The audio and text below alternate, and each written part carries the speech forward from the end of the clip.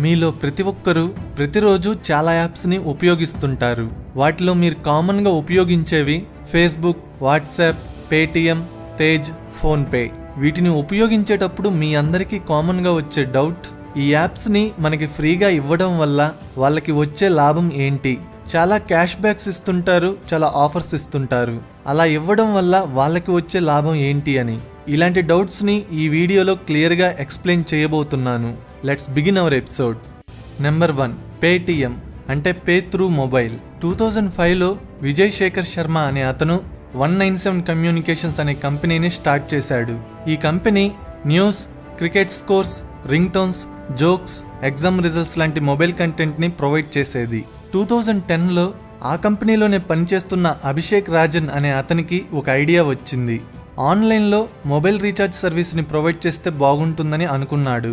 ఆ ఐడియాని company head అయిన విజయ్ శేఖర్ శర్మ ఎంకరేజ్ చేసి మనీ ఇన్వెస్ట్ చేసి పేటిఎం యాప్ని స్టార్ట్ చేశాడు. సో ఫస్ట్లో ఈ యాప్లో మొబైల్ రీఛార్జ్ ఫీచర్ మాత్రమే ఉండేది. 2013లో విజయ్ శేఖర్ శర్మ చైనాకి వెళ్ళినప్పుడు అక్కడ కూరగాయలు అమ్మే వాళ్ళని చూసి షాక్ అయ్యాడు. కస్టమర్స్ నుండి మనీ తీసుకోవడానికి వాళ్ళు మొబైల్లో ఉండే యాప్స్ని యూజ్ చేస్తున్నారు. అప్పుడే విజయ్ శేఖర్ శర్మకి ఒక ఐడియా వచ్చింది. ఇండియాలో కూడా అలాంటి ఒక సర్వీస్ని ప్రొవైడ్ చేయాలనుకున్నాడు. వెంటనే 2014లో పేటిఎం వ్యాలెట్ ఫీచర్ని స్టార్ట్ చేశాడు. అప్పటి నుంచి పేటిఎం చాలా సర్వీసెస్ని ప్రొవైడ్ చేస్తూ ఒక సక్సెస్ఫుల్ యాప్గా నిలిచింది. పేటిఎంలో మనం కామన్గా చూసేవి క్యాష్ బ్యాక్స్. సో అలా క్యాష్ బ్యాక్స్ ఇవ్వడం వల్ల వాళ్ళకి లాభం ఏంటి? ఫర్ సపోజ్ పేటిఎం యాప్లో మూవీ టికెట్ బుక్ చేసుకుంటే 20% క్యాష్ బ్యాక్ అనే ఆఫర్ ఉంది. సో ఆ ఆఫర్ చూసి మీరు టికెట్ బుక్ చేసుకోవాలనుకున్నారు. ఏదైనా థియేటర్ని సెలెక్ట్ చేసుకుని ఒక టికెట్ని బుక్ చేసుకున్నారు. టికెట్ కాస్ట్ 100 రూపీస్ ఉంటే ఎక్స్ట్రాగా convenience fee plus payment gateway charges అని 17 రూపీస్ బిల్ వేస్తాడు. ఈ 17 రూపీస్ పేటిఎంకి వెళ్తాయి. ఒక 3 రూపీస్ ట్యాక్స్ ఉంటుంది. ఈ 3 రూపీస్ గవర్నమెంట్కి వెళ్తుంది. సో ఇప్పుడు టోటల్గా టికెట్ కాస్ట్ 120 రూపీస్ అయ్యింది. ఇందులో 20% అంటే 24 రూపీస్ మీకు క్యాష్ బ్యాక్ వస్తుంది. అంటే 4 రూపీస్ థియేటర్ వాడికి, 3 రూపీస్ ట్యాక్స్ వాళ్ళకి పేటిఎం తన సొంత పాకెట్లో నుంచి మనీ తీసి ఇచ్చింది. ఇంకా పేటిఎంకి వచ్చే 17 రూపీస్ లాభాన్ని అది వదులుకుంది. సో ఇలా పేటిఎం తన సొంత పాకెట్లో నుంచి మనీ తీసి ఇవ్వడం వల్ల దానికి లాభం ఏంటి? ఈ కేసులో 24 రూపీస్ ఖర్చు చేసి ఒక కస్టమర్ చేత వాళ్ళ యాప్ని యూజ్ చేసేటట్టు చేసుకున్నారు. మీకు క్యాష్ బ్యాక్ వచ్చిన 24 రూపీస్తో మళ్ళీ మీరు పేటిఎంలోనే ఏదో ఒక సర్వీస్ను ఉపయోగించుకుంటారు. సో ఇలా వాళ్ళ యాప్ని చాలాసార్లు యూజ్ చేసుకుంటారు. ఎప్పుడైనా మళ్ళీ మూవీ టికెట్ బుక్ చేసుకోవాలనుకుంటే మీరు మళ్ళీ పేటిఎం యాప్కే వెళ్తారు తప్ప వేరే యాప్కి వెళ్ళరు. క్యాష్ బ్యాక్స్ లేకపోయినా కూడా వేరే యాప్కి వెళ్ళరు. ఎందుకంటే ఈ యాప్ ఆల్రెడీ మీకు అలవాటైపోయింది గనుక.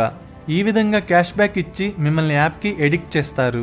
వేరే కాంపిటీటర్స్ పేటిఎం ఇచ్చినట్టు క్యాష్ బ్యాక్స్ ఇవ్వలేరు గనుక కొన్ని సంవత్సరాలకి వాళ్ళు కనుమరుగైపోతారు. అప్పుడు మార్కెట్ లీడర్గా పేటిఎం ఉంటుంది. ఆ తర్వాత క్యాష్ బ్యాక్స్ ఇవ్వడం మానేస్తారు. సో ఇక మీకు వేరే ఆప్షన్ లేక పేటిఎంని ఉపయోగించుకోవాల్సి వస్తుంది. ఈసారి నుండి మీరు ఒక టికెట్ బుక్ చేసుకున్నందుకు పేటిఎంకి 17 రూపీస్ వస్తుంది. అప్పుడు వాళ్ళకి లాభాలు వస్తాయి. సో ప్రస్తుతం ఏ ఆన్లైన్ కంపెనీ లాభాలని ఆశించడం లేదు. డబ్బులు ఇచ్చి మరీ కస్టమర్స్ని సంపాదించుకునే పనిలోనే ఉన్నాయి. ఎక్కువగా స్టూడెంట్స్ ఈ యాప్స్ని యూజ్ చేస్తారు. ఆల్రెడీ యాప్కి అలవాటైపోయి ఉంటారు గనుక జాబ్ వచ్చిన తర్వాత కూడా సేమ్ యాప్ని యూజ్ చేయడానికే ప్రిఫర్ చేస్తారు.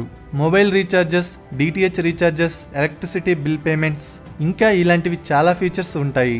పేటిఎం ద్వారా మీరు ఈ సర్వీసెస్ని యూజ్ చేసుకుంటే ఆ కంపెనీస్ అనేవి పేటిఎంకి 2-3% కమిషన్ని ఇస్తాయి.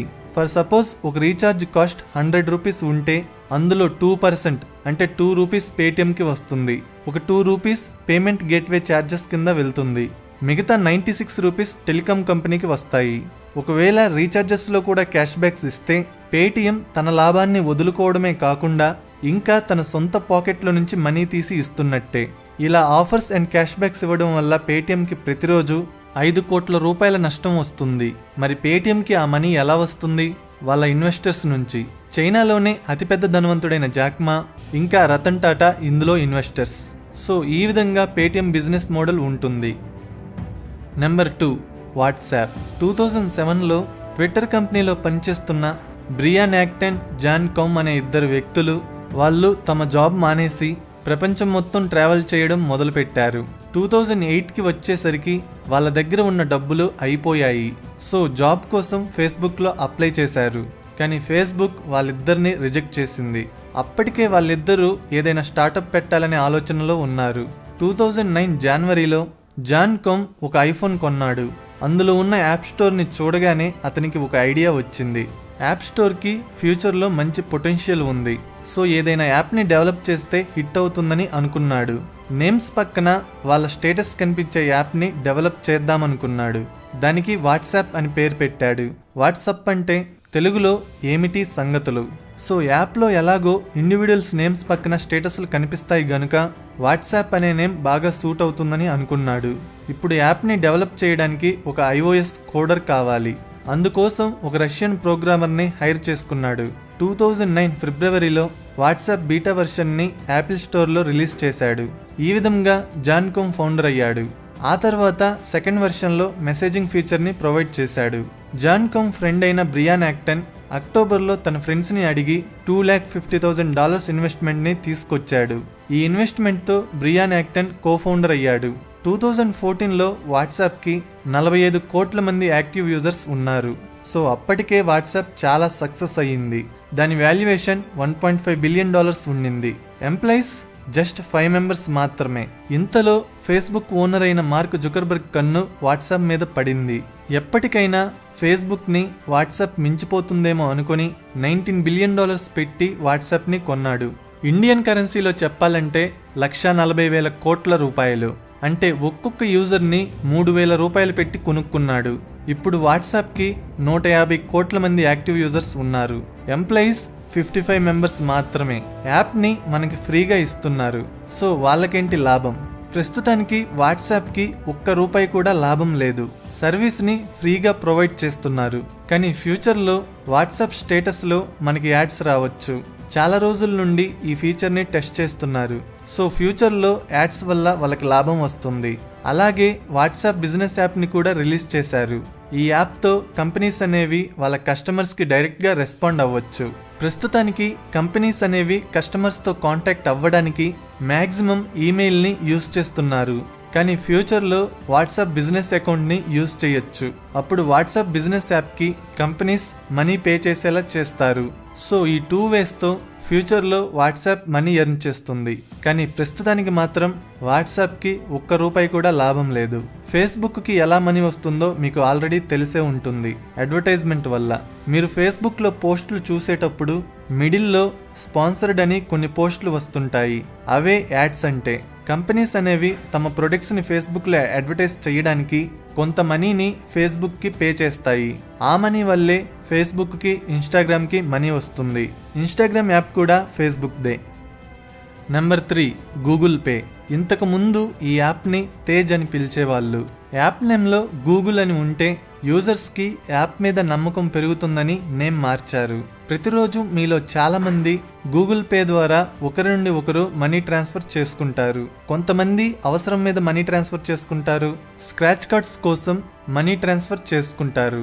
అయితే గూగుల్ పే ఈ సర్వీస్ని మీకు ఫ్రీగా ప్రొవైడ్ చేస్తుంది. యాక్చువల్లీ ఫ్రీగా కాదు, మీకు డబ్బులు ఇచ్చి మరీ సర్వీస్ని ప్రొవైడ్ చేస్తుంది. సో అలా డబ్బులు ఇవ్వడం వల్ల వాళ్ళకి లాభం ఏంటి?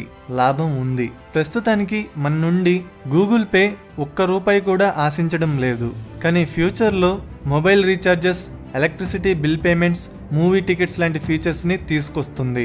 అప్పుడు కానీ మీరు ఆ సర్వీసెస్ని యూజ్ చేసుకుంటే సర్వీస్ ప్రొవైడర్స్ కొంత కమిషన్ని గూగుల్కి పే చేస్తారు. ప్రస్తుతానికి కస్టమర్ బేస్ని ఇంక్రీజ్ చేసుకోవడమే గూగుల్ యొక్క లక్ష్యం. అందుకే మనీ ఇచ్చి మరీ కస్టమర్స్ని అక్వైర్ చేసుకుంటుంది. ఫోన్పే కూడా సేమ్ ఇలాంటి యాప్. ఇది ఫ్లిప్కార్ట్ది. ఫోన్పేలో ఆల్రెడీ సర్వీసెస్ వచ్చేసాయి. మొబైల్ రీఛార్జెస్ అని, బస్ బుకింగ్స్ అని, క్యాబ్ బుకింగ్స్ అని. ఫర్ ఎగ్జాంపుల్, మీరు $100 పెట్టి యూపీఐ పేమెంట్ ద్వారా DTH రీఛార్జ్ చేసుకుంటే అందులో 2 to 3% కమిషన్, అంటే 2 or 3 రూపీస్ ఫోన్పేకి కానీ గూగుల్ పేకి కానీ వస్తుంది. ఈ విధంగా ఈ యాప్స్ ఫ్యూచర్లో మనీ ఎర్న్ చేస్తాయి. ప్రస్తుతానికి ఈ కంపెనీస్ అన్నీ కస్టమర్ బేస్ని పెంచుకోవడానికి చాలా డబ్బుని ఇన్వెస్ట్ చేస్తున్నాయి. ఇక్కడ ఒక కొత్త పదం వినుంటారు, యూపీఐ, యూనిఫైడ్ పేమెంట్స్ ఇంటర్ఫేస్. ఇంతకు ముందు ఒక బ్యాంక్ నుండి ఇంకొక బ్యాంకుకి మనీ ట్రాన్స్ఫర్ చేసుకోవడానికి ఐఎంపీఎస్ లేదా నెఫ్ట్ లాంటి టెక్నాలజీస్ యూజ్ చేసేవాళ్ళు. ఈ టెక్నాలజీతో మనీ ట్రాన్స్ఫర్ చేసుకోవడానికి మీకు కొంత మనీ ఖర్చు అయ్యేది, కొంత టైం కూడా పట్టేది. దీన్ని ఓవర్కమ్ చేయడానికే యూపీఐ అనే కొత్త టెక్నాలజీని national payments corporation of India అనే కంపెనీ 2016 ఏప్రిల్లో డెవలప్ చేసింది. ఈ టెక్నాలజీతో bank account number, IFSC code లేకుండానే జస్ట్ మొబైల్ నెంబర్ లేదా వర్చువల్ పేమెంట్ అడ్రస్తో 2 బ్యాంక్ అకౌంట్స్ మధ్య ఇన్స్టెంట్గా రోజుకి 1 lakh వరకు ఫ్రీగా మనీ ట్రాన్స్ఫర్ చేసుకోవచ్చు. ఈ టెక్నాలజీని ఆ కంపెనీ ఫ్రీగా ప్రొవైడ్ చేస్తుంది. ఎందుకంటే national payments corporation of India ఒక నాన్ ప్రాఫిట్ కంపెనీ. ఈ కంపెనీకి కొన్ని పబ్లిక్ సెక్టార్ బ్యాంక్స్ ఫండింగ్ ఇస్తున్నాయి. అందుకే గూగుల్ పే, ఫోన్పే, పేటిఎం లాంటి యాప్స్ బ్యాంక్స్తో ఒప్పందం చేసుకుని ఆ ఫ్రీ టెక్నాలజీని తీసుకొని మీకు కూడా సర్వీస్ని ఫ్రీగా ప్రొవైడ్ చేస్తున్నాయి. Number 4, debit and credit cards. Bank account ఉన్న ప్రతి ఒక్కరికి డెబిట్ అండ్ క్రెడిట్ కార్డ్స్ ఉంటాయి. డెబిట్ కార్డ్ అంటే ముందు డబ్బు పే చేసి తిరిగి మనకు కావలసినప్పుడు ఆ డబ్బుని తీసుకోవడం. క్రెడిట్ కార్డ్ అంటే మనకు కావలసినప్పుడు డబ్బు తీసుకొని ఆ డబ్బుని నెల చివరిలో తిరిగి పే చేయడం. సో ఈ డెబిట్ అండ్ క్రెడిట్ కార్డ్స్కి మనీ ఎలా వస్తుంది? ఫర్ సపోజ్ మీరు డెబిట్ కార్డ్ కానీ తీసుకుంటే దాని మీద వీసా అని లేదా మాస్టర్ కార్డ్ అని ఉంటుంది. ఇవి 2 అమెరికన్ కంపెనీస్. ఇవి పేమెంట్ నెట్వర్క్ కంపెనీస్. ఇవి మనీ ఎలా ఎర్న్ చేస్తాయో సుత్తి లేకుండా సింపుల్గా చెబుతాను. ఫర్ సపోజ్ మీరు ఎక్కడైనా హోటల్లో తిన్నారు, బిల్ 100 రూపీస్ అయ్యింది. మనీ పే చేయడం కోసం మీరు మీ కార్డుని ఇచ్చారు. ఇప్పుడు మీ కార్డులో నుండి 100 రూపీస్ డిటెక్ట్ అవుతాయి. ఈ 100 రూపీస్లో హోటల్ ఓనర్కి 98 రూపీస్ మాత్రమే వెళ్తాయి. మిగతా 2 రూపీస్లో మీకు డెబిట్ కార్డ్ ప్రొవైడ్ చేసిన బ్యాంకుకి 75 పైసే వెళ్తుంది. హోటల్ ఓనర్కి చెందిన బ్యాంకుకి 25 పైస్ వెళ్తుంది. వీసా కంపెనీకి 1 రూపీ వెళ్తుంది. సో నేను చెప్పిన అమౌంట్ని పర్సంటేజెస్లోకి మార్చుకోండి. ఈ విధంగా ప్రతి ట్రాన్సాక్షన్లో 2% హోటల్ ఓనర్కి వెళ్లకుండా గాలిలో కలిసిపోతాయి. ఒక రోజులో ఎన్నో ట్రాన్సాక్షన్స్ జరుగుతుంటాయి. ఈ విధంగా డెబిట్ కార్డ్స్ ద్వారా బ్యాంక్స్కి, అలాగే వీసా అండ్ మాస్టర్ కార్డ్ కంపెనీస్కి మనీ వస్తుంది. మధ్యలో ఈ ఫారిన్ కంపెనీస్ ఎందుకు, డైరెక్ట్గా మనీని బ్యాంక్స్ సెటిల్ చేసుకోవచ్చు కదా అనే డౌట్ మీకు రావచ్చు. 2 బ్యాంక్స్ మనీ సెటిల్ చేసుకోవాలంటే ముందు వాటి మధ్య కనెక్షన్స్ ఉండాలి. అన్ని బ్యాంక్స్ మధ్య అలా కనెక్షన్ ఉండదు. సో ఈ visa and master card companies మధ్యలో వచ్చి customer bank and merchant bank మధ్య మనీ సెటిల్ చేస్తాయి. ఇంటర్నేషనల్ ట్రాన్సాక్షన్స్ అప్పుడు బ్యాంక్స్కి ఈ visa and master card companies బాగా ఉపయోగపడతాయి. ఎందుకంటే ఇండియాలో ఉన్న బ్యాంకుకి అమెరికాలో ఉన్న బ్యాంక్ మధ్య కనెక్షన్ ఉండదు. సో డెబిట్ కార్డ్ ద్వారా ఇంటర్నేషనల్ ట్రాన్సాక్షన్ జరిగినప్పుడు వీసా లాంటి కంపెనీ 2 బ్యాంక్స్ మధ్య మనీ సెటిల్ చేస్తుంది. ఇండియాలో కూడా ఇలాంటి కంపెనీ ఒకటి ఉంది, అదే రూపే. ఇది ఇండియన్ కంపెనీ. దీన్ని కూడా national payments corporation of India develop చేసింది. సో ఫారిన్ కంపెనీస్కి పర్సంటేజ్ వెళ్ళకూడదు అనుకునే వాళ్ళు రూపే కార్డ్స్ని యూజ్ చేసుకోవచ్చు. సో డెబిట్ కార్డ్తో ట్రాన్సాక్షన్ చేసినప్పుడల్లా 2% మనీ ఇలా గాలిలో కలిసిపోతుంది. మిగతా 98% మెర్చెంట్కి పోతుంది. ఆ 2% నష్టాన్ని మెర్చెంట్సే భరించాలి. అందుకే పెట్రోల్ బంక్స్ కానీ లేదా కొన్ని హోటల్స్ కానీ డెబిట్ కార్డ్స్ని స్వైప్ చేయడానికి ఇష్టపడవు. ఆ 2% కూడా మెర్చెంట్స్కే వెళ్ళాలి అనుకుంటే యూపీఐ పేమెంట్ సర్వీస్ని యూజ్ చేయండి. పేటిఎం వ్యాలెట్లో ఉన్న మనీ బ్యాంకుకి ట్రాన్స్ఫర్ చేసుకోవాలంటే 3% కమిషన్ని పేటిఎం తీసుకుంటుంది. ఎందుకో తెలుసా? మీరు పేటిఎం వ్యాలెట్లో మనీ లోడ్ చేసేటప్పుడు మీరు ఎంతైతే యాడ్ చేశారో అంతే డబ్బుని మీకు పేటిఎం చూపిస్తుంది. కానీ యాక్చువల్గా మీరు లోడ్ చేసిన మనీలో ఒక 2% పేటిఎంకి వెళ్ళదు, ఆ డెబిట్ కార్డ్కి పోతుంది. అందుకే తిరిగి డబ్బుని బ్యాంకుకి ట్రాన్స్ఫర్ చేసుకునేటప్పుడు పేటిఎం ఒక 1% లాభం తీసుకొని మిగతా 97%ని బ్యాంకుకి పంపుతుంది. ఇంకొక ముఖ్యమైన విషయం ఏంటంటే మీరు మీ ఇంటర్నెట్ డేటా యూజ్ చేయడం వల్ల ₹1 కూడా ఈ యాప్స్కి రాదు. చాలామంది అనుకుంటుంటారు మనం ఇంటర్నెట్ యూజ్ చేస్తే ఆన్లైన్ కంపెనీస్కి మనీ వస్తుందని. ₹1 కూడా వాళ్ళకి రాదు. కేవలం మీకు ఇంటర్నెట్ని ప్రొవైడ్ చేసే టెలికాం కంపెనీస్కి మాత్రమే మనీ వస్తుంది, అది కూడా రీఛార్జెస్ ద్వారా. సో ఫ్రెండ్స్, ఈ విధంగా ఇలాంటి ఫేమస్ యాప్స్ బిజినెస్ మోడల్స్ ఉంటాయి. ఆండ్రాయిడ్ యాప్స్కి అడ్వర్టైజింగ్ ద్వారా, ఇన్ యాప్ పర్చేజెస్ ద్వారా మనీ వస్తుంది. నా ఎక్స్ప్లెనేషన్ నచ్చితే వీడియోని లైక్ చేసి షేర్ చేయండి. ఇలాంటి ఇంట్రెస్టింగ్ వీడియోస్ కోసం ఛానల్ని సబ్స్క్రైబ్ చేయండి.